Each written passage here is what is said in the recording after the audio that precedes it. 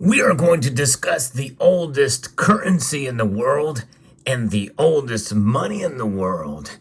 There are slight differences, but there's also some similarities as well, and we'll discuss all of that in this video as we explore.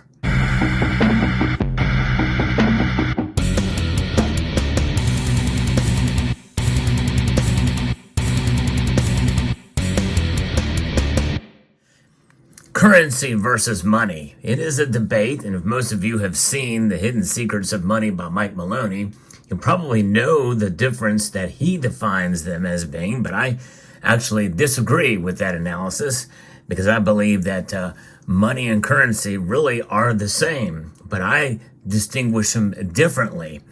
Currency is money. It's just unsound money in the form of paper notes and clad coinage, debased. There is no precious metal content in it. However, a lot of the coins that you see here have copper in it, and copper is a monetary metal, and it is among one of the oldest money in the world, and it is ingrained in our currency.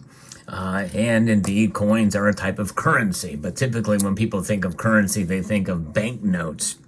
Nonetheless, copper and also silver is indeed really the oldest money in the world. In fact, if you go back into ancient times, around 700 BC, in the region in Turkey known as Lydia, we know it from the Bible as well too, the first coins that were produced were made of electrum, which is a combination of gold and silver, naturally occurring alloy. I'm going to be referencing a piece that talks about the oldest currency in the world, from a piece by Patrick McFarland, and this is quite intriguing. Some of this I knew. There's some other information here that we certainly can garner from this about the oldest coin, or the oldest currency in the world, which is 1,200 years old plus. We see what's happening, and with the people starting to use more and more bank cards and credit cards to pay for products, especially with inflation the way it is. That's around the world, but here in the United States as well too. And so this notion of cash is becoming more of an ancient kind of concept for some, although there are studies that show that actually some of the Gen Z have been using more cash as of late. But this is, everybody's paying for it in exchange rate for the country's currency, and this is how things were done. They would exchange cash for the country's currency. Most people don't think about the history of the banknotes or the coins that they hold in their hand. The dollar bill was relatively new in the grand scheme of things in terms of, comparison to other currencies around here. The euro is only about 20 years old, having come into use in 2002. But what is the oldest currency that is still being used today? That is the British pound sterling. And you can see examples of it here on your screen. That is the oldest currency in the world. It's over 1,200 years old. Pretty amazing. The sterling is the currency used in the United Kingdom and its territories.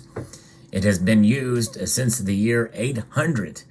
The British pound sterling is the fourth most used and traded currency in the world. The Bank of England issues the banknotes in circulation and regulates the private banks when it comes to the distribution of the issuance of the sterling. But why do they call it the sterling? Well, for those of you familiar with my channel, you probably already have guessed what it means. We'll get to that in a moment.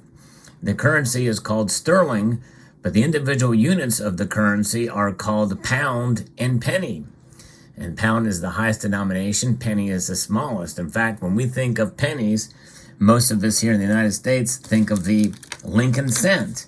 But in reality, the Lincoln cent is just that. It is not a penny. Penny is a British Commonwealth term. The Canadians did away with their penny in 2012, and the Brits still have the penny that they use, but they are called cents here in the United States. And it's why sometimes the currency can be referred to as the pound sterling. There are several theories about why the name sterling or where the name came about.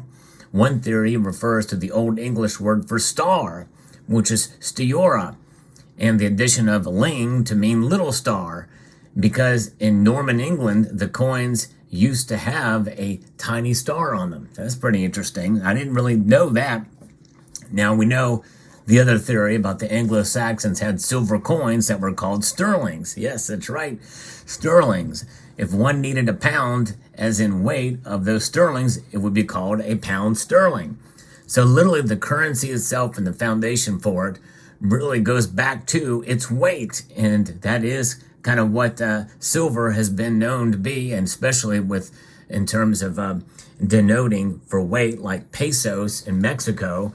That's exactly goes back to it's worth its weight in silver.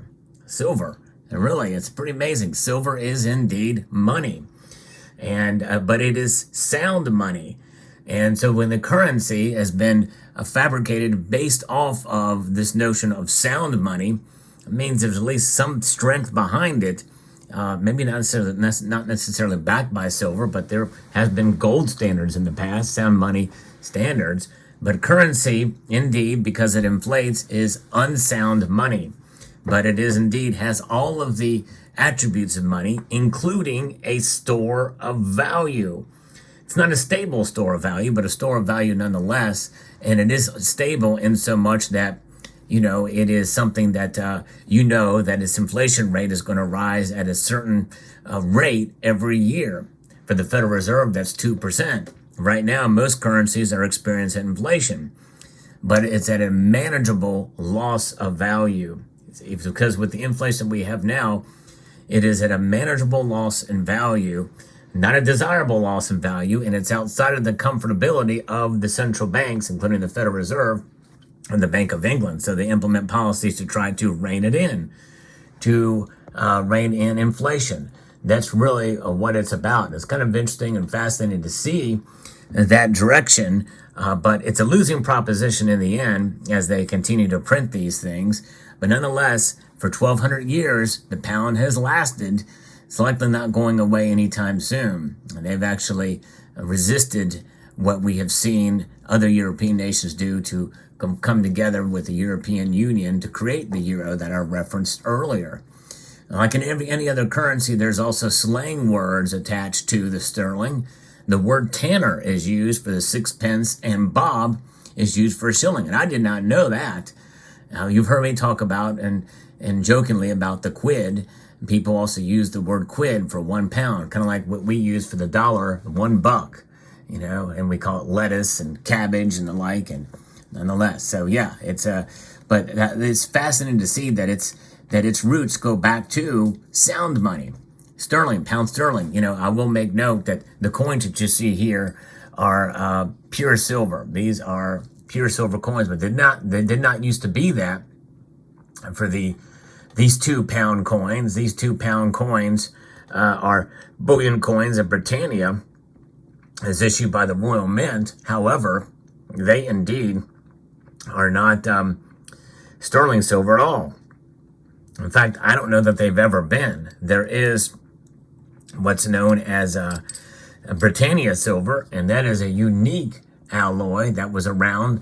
It was 958 fine silver for the longest time. But now they have conformed with the rest of the silver bullion that's out there, and all silver bullion is at least 3 nines fine. And that's exactly what these are, 3 nines fine silver. So fascinating to see that.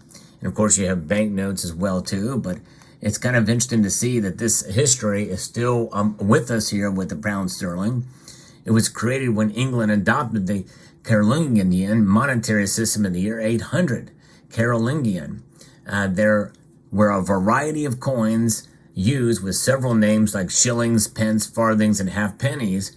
The early pennies were made of silver, but in 1158, a new coin was made that used silver and other metals, which was called sterling silver. The new coins were more sturdy and didn't break or wear down that easily. And I guess that's where 925 silver came from. It was that alloy to keep it strong.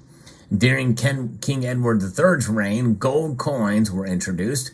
For several centuries, silver and gold coins dominated England, and some were even debased with less pure gold or pure silver to create smaller units of currency. In 1694, the Bank of England was established, which started to use paper money as well as coins. Today, the banknotes of the United Kingdom are used more commonly than coins. The coins currently in use are the 1 penny and 2 pence coins made of copper-plated steel, the 5 and 10 pence coins made of nickel-plated steel, and 20 and 50 pence coins made of copper nickel, and the 1 and 2 pound coins that are bimetallic. All coins in circulation feature Queen Elizabeth II, and the 50 pence coins also feature the current monarch, King Charles III. Eventually, the coins with Queen Elizabeth II portraits will be phased out to only feature King Charles III, but they're all still legal tender. By the way, they have switched over in some of the redesigns and demonetized, such as the notes you see before you here, and these pound coins, which are really cool. I love how thick these pound coins are. I love to collect those. And so that is how some of the different designs and coins have been issued and taken out of circulation, but the actual currency system is still around today. Banknotes in circulation, there's 5 pound notes in turquoise, and these are kind of have a turquoise look to them, but it is a different design now. The 10 pound note in orange, this is a 10 pound note right here. Again, that one's out of circulation. The 20 pound note in purple, which I don't have, and I don't have a 50 pound note, and that's in red. They have the portrait of Queen Elizabeth II in 1990. Eventually, these banknotes will be phased out to have the current portrait of King Charles III. So the oldest currency still being used is the British pound sterling. The pound is one of the most used currencies in the world and holds tremendous amounts of power. The exchange rates put on the pound in a top-level category against the euro and the dollar. As the currency has been around for centuries, the British pound sterling has a storied and colorful history that rivals its counterparts, for sure. However, the dollar is still the strongest of the currencies out there, even though the exchange rate between the pound and the dollar favors the pound's value. But it's fascinating indeed to see, and that gives you an idea of how a currency can be so old and used for so long, but it has taken itself out of favor with the dollar in terms of its reserve strength against a breadbasket of other currencies and its influence around the world. Right now, the dollar has it, and the dollar is a much younger currency, but that does not mean that the dollar can't lose its reserve status.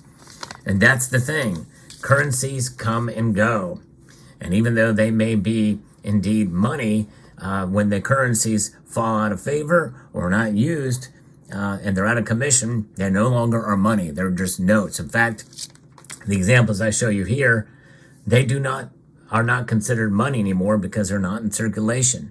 And they've been decommissioned by banks, and that's what happens. Currencies get reset, and that's exactly what happens. But the actual reset that happens and goes on, which will happen with the dollar too, very well could come in the future. But gold and silver cannot be reset because they, in and of themselves, are money and have been for thousands of years. And that's exactly what you see here with this coin. It is indeed money. That's right, silver.